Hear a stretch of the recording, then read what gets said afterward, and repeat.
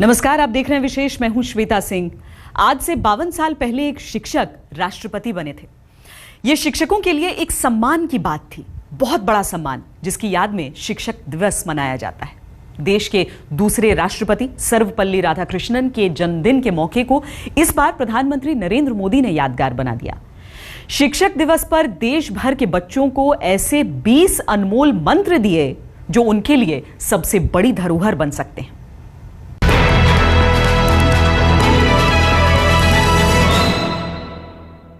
एक चाय वाला देश का प्रधानमंत्री बन गया। भारतीय लोकतंत्र की इस खूबसूरती की दीवानी तो पूरी दुनिया हो गई, लेकिन एक बच्चे ने जब यह पूछा कि वो कैसे पीएम बन सकता है, तो मोदी ने प्रधानमंत्री बनने का राज उस बच्चे को समझा दिया, बेहद सिंपल तरीके से।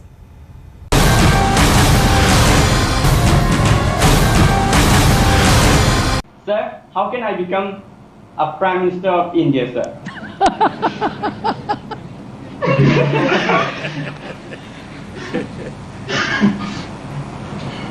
2024 के चुनाव की तैयारी करो।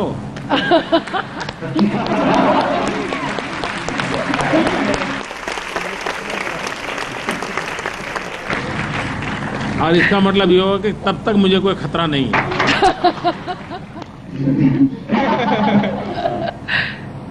धन्यवाद सर। देखिए, भारत एक लोकतांत्रिक देश है और हमारे संविधान निर्माताओं ने हमें इतनी बड़ी सौगात दी है कि हिंदुस्तान की जनता का अगर आप विश्वास जीत लेते हैं, देश की जनता का प्रेम संपादन कर सकते हैं, तो हिंदुस्तान का कोई भी बालक इस जगह पर पहुंच सकता है। चीन में कहावत है, जो लोग साल का सोचते हैं वो अनाज बोते हैं, जो 10 साल का सोचते हैं वो फलों के वृक्ष बोते हैं, लेकिन जो पीढ़ियों का सोचते हैं वो इंसान बोते हैं। मतलब उसको शिक्षित करना, संस्कारित करना, उसके जीवन को तैयार करना। हमारी शिक्षा प्रणाली को जीवन निर्माण के साथ हम कैसे जीवंत बनाएं, मैं देश के गणमान्य लोगों से भी आग्रह करना चाहता हूं। आप डॉक्टर बने होंगे, वकील बने होंगे, इंजीनियर बने होंगे। आप मुझे बताइए, अगर हिंदुस्तान ने पढ़े लिखे लोग सप्ताह में एक पीरियड, कितने ही बड़े अफसर क्यों न बने हो, वो जाकर के बच्चों के साथ बिताएं, उनको कुछ सिखाएं। आप मुझे बताइए, शिक्षा में मान लीजिए कहीं पर शिकायत है कि भाई अच्छे टीचर नहीं है, ये नहीं है, टिकना नहीं है, इसको ठीक किया जा सकता है कि नहीं किया जा सकता है? अभी मैं 2 दिन पहले जापान गया था, तो एक भारतीय परिवार मुझे मिला, लेकिन उनकी पत्नी जापानीज है, उनके पतिदेव इंडियन है। वो मेरे पास आए, बोले मुझे एक बात करनी। मैंने बताओ। तो बोले आपका 15 अगस्त का भाषण में सुना था, आप ये सफाई पर बड़ा आग्रह कर रहे हैं। हमारे यहाँ नियम है जापान में, हम सभी टीचर और स्टूडेंट मिल करके स्कूल में सफाई करते हैं, टॉयलेट वगैरह सब हम मिल करके सफाई करते हैं। और ये हमारे स्कूल में हमारे यानी चरित्र निर्माण का एक हिस्सा है। आप हिंदुस्तान में ऐसा क्यों नहीं कर सकते? मैंने 15 अगस्त को एक बात कही थी। मैंने कहा था, इस वर्ष मेरी इच्छा है कि हम हमारे देश में जितने स्कूल्स हैं, कोई स्कूल ऐसी ना हो कि जहां बालिकाओं के लिए अलग टॉयलेट ना हो। आज कई स्कूल ऐसी हैं जहां बालिकाओं के लिए टॉयलेट नहीं है, कुछ स्कूल ऐसी हैं जहां बालक के लिए भी नहीं, बालिका के लिए भी नहीं है। अब यूं तो लगेगा क्या ये कोई ऐसा कोई काम है क्या जो प्रधानमंत्री ने, लेकिन जब मैं डिटेल में गया तो मुझे लगा कि बड़ा महत्वपूर्ण काम है, करने जैसा काम है। प्रधानमंत्री नरेंद्र मोदी वाकई गुरु मोदी बन गए। उन्होंने बच्चों को कुदरत से जोड़ा, तो यह भी सिखाया कि कंप्यूटर और टैबलेट के दौर में भी वो पसीना बहाना न भूलें, क्योंकि जिंदगी को मेहनत ही संवारती है।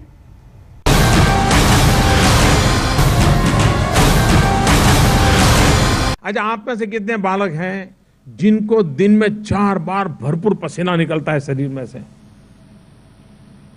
कितने हैं? नहीं है ना। देखिए, जीवन में खेलकूद नहीं है तो जीवन खिलता नहीं है। ये उम्र ऐसी है, इतना दौड़ना चाहिए, इतनी मस्ती करनी चाहिए, इतना समय निकालना चाहिए, शरीर में कम से कम 4 बार पसीना निकलना चाहिए, वरना क्या बन जाएगी जिंदगी आपकी। करोगे? पक्का? क्योंकि देखिए, वरना क्या, आप तो किताब, टीवी और कभी कंप्यूटर, इस दायरे में जिंदगी नहीं दबनी चाहिए। कुछ लोगों को लगता है भाई देश सेवा मतलब देश के लिए मरना, या देश सेवा मतलब सिर्फ राजनेता बनना। ऐसा नहीं है। हम मानो बिजली बचाओ, बिजली बचाने का विषय, बिजली कम उपयोग में हो, बिजली बर्बाद ना हो, ये कर सकते हैं। आप अगर अपने घर में बिजली बचाते हो तो आपके घर में तो लाभ होगा ही होगा, लेकिन किसी के गरीब के घर में बिजली का दिया जलेगा। ये बहुत बड़ी देश सेवा है। देखिए, आज छोटे छोटे बालक भी क्लाइमेट चेंज और एनवायरनमेंट चेंज की चर्चा कर रहे हैं। ये क्लाइमेट चेंज नहीं हुआ है, हम चेंज हो गए हैं, हम बदल गए हैं, हमारी आदतें बदल गई हैं, हमारी आदतें बिगड़ गई है, और उसके कारण पूरे पर्यावरण का हमने नुकसान किया है। अगर हम बदल जाएं तो वो तो बदलने के लिए तैयार ही है। ईश्वर ने ऐसी व्यवस्था रखी है कि संतुलन तुरंत हो जाता है, लेकिन अगर उसकी पहली शर्त है मनुष्य प्रकृति से संघर्ष न करे, मनुष्य प्रकृति से प्रेम करे। मेरा विद्यार्थियों से आग्रह है, जिसका भी आपको पसंद हो, जीवन चरित्र पढ़ना चाहिए। जीवन चरित्र पढ़ने से हम इतिहास के बहुत निकट जाते हैं, क्योंकि उस व्यक्ति के संबंध में जो लिखा जाता है उसके नजदीक के इतिहास को हम भली भांति जानते हैं। और जरूरी नहीं है कि एक ही प्रकार के जीवन को पढ़े। किसी खेलकूद में किसी कोई आगे बढ़ा है और उसका जीवन चरित्र तो वो पढ़ना चाहिए। सिने जगत में किसी ने प्रगति की है, उसका जीवन पढ़ने को मिलता है तो वो पढ़नी चाहिए। व्यापार जगत में किसी ने प्रगति की है, उसका जीवन चरित्र मिलता है तो उसको पढ़ना चाहिए। साइंटिस्ट के रूप में किसी ने काम किया है तो उसका जीवन पढ़ना चाहिए। वरना आजकल तो आप लोगों को वो आदत है कि नहीं, बजाय पता नहीं, हर काम गूगल गुरु करता है। कोई भी सवाल है गूगल गुरु के पास चले जाओ। इंफॉर्मेशन तो मिल जाती है, ज्ञान नहीं मिलता है, जानकारी नहीं मिलती है। और इसलिए हम सब उस दिशा में प्रयास करें। प्रधानमंत्री नरेंद्र मोदी ने देश भर के लाखों बच्चों से अपना ज्ञान बांटा, लेकिन असली ज्ञान तो उनकी उस चाहत में छुपी है जो आज पूरे देश से साझा किया। मोदी चाहते हैं कि हिंदुस्तानी बच्चे दुनिया के शिक्षक बने। वैसे भी भारत में जगत गुरु रहने की परंपरा रही है।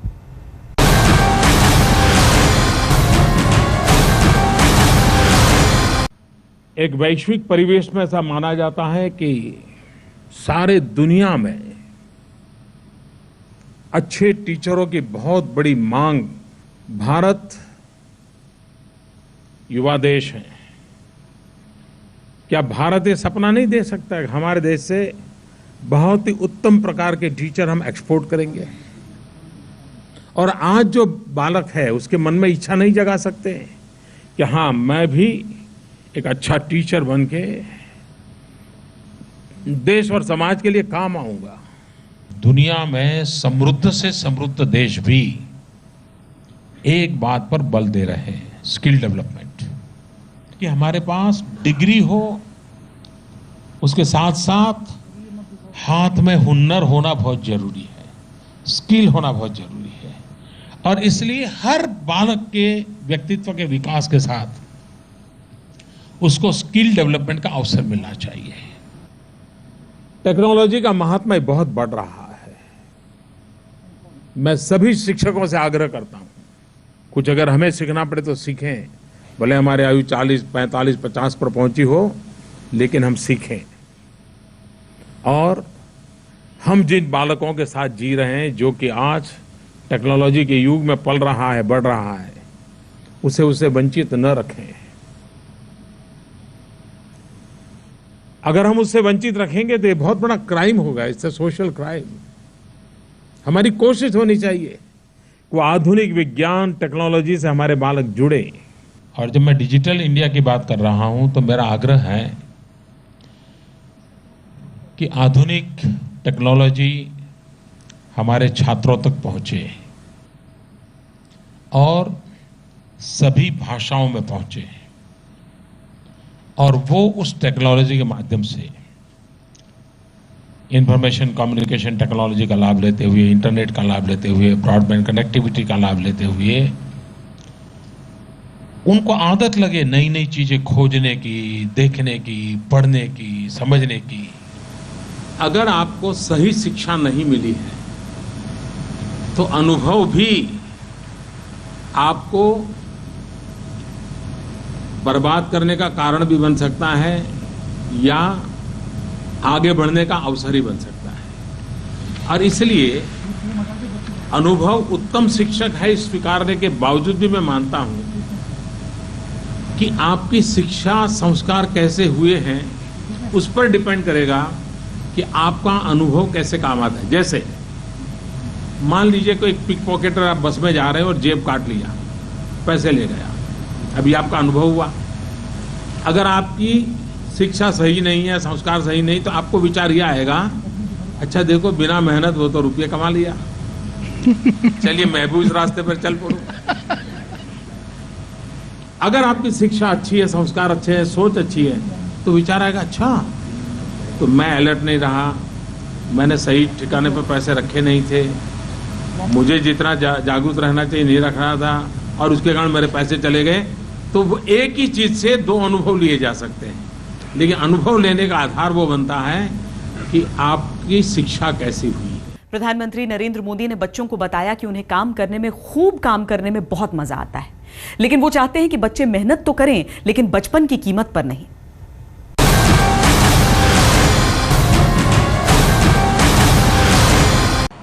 देखिए मैं टास्क मास्टर तो हूं, मैं काम खुद भी बहुत करता हूं और काम खूब लेता भी और समय पे काम हो इसका आग्रही भी। और शायद मैं इतना डिसिप्लिन न होता और मैंने शायद खुद से भी इतना ही काम लिया है। ऐसा नहीं कि मैं अपने लिए तो सब रिलैक्सेशन रखता हूं और औरों के लिए सारे बंधन डालता हूं, ऐसा नहीं है। और इसलिए मैंने 15 अगस्त को सार्वजनिक रूप से हमारे सरकारी अफसरों को कहा था, अगर आप 11 घंटे काम करेंगे तो मैं 12 घंटे को तैयार हूँ, अगर आप 12 घंटे काम करें तो मैं 13 घंटे काम करने को तैयार हूँ। तो उस रूप में मैं काम करता हूँ। कभी कभी तो मुझे चिंता होती है कि बचपन बहुत तेजी से मर रहा है, ये बड़ी चिंता का विषय है। समय से पहले वो कुछ अलग ही सोचने लग जाता है। उसका बालक अवस्था जो है वो दीर्घकालीन रहनी चाहिए, वो शरारतें होनी चाहिए, वो मस्ती होनी चाहिए, ये जीवन विकास के लिए बहुत जरूरी होती है। पहले तो पॉलिटिक्स को प्रोफेशन नहीं मानना चाहिए। इको हो रहा है, जरा कोई माइक को ठीक करें। पॉलिटिक्स को प्रोफेशन नहीं मानना चाहिए,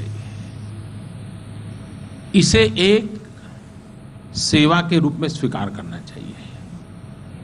और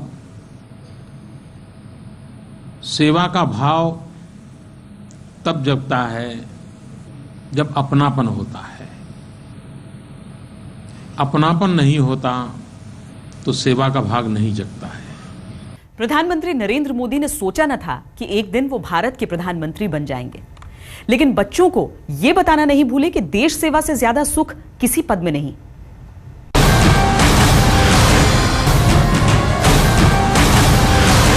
मैं अगर टीचर के रूप में मैं देखूं तो कोई डिस्क्रिमिनेशन नहीं होना चाहिए स्टूडेंट में, उसकी एबिलिटी के आधार पर कोई डिस्क्रिमिनेशन नहीं हो सकता। सभी पालक, अगर 30 पालकों का क्लास है, 30 को अपना मानना चाहिए। टीचर का काम होता है उसकी अच्छाइयों को समझना, उसको तराशना। हम राष्ट्र निर्माण को एक जन आंदोलन में परिवर्तित करें, हर किसी की शक्ति को जोड़ें हम ऐसा देश नहीं है कि जो जिसको इतना पीछे रहने की जरूरत है। हम बहुत आगे जा सकते हैं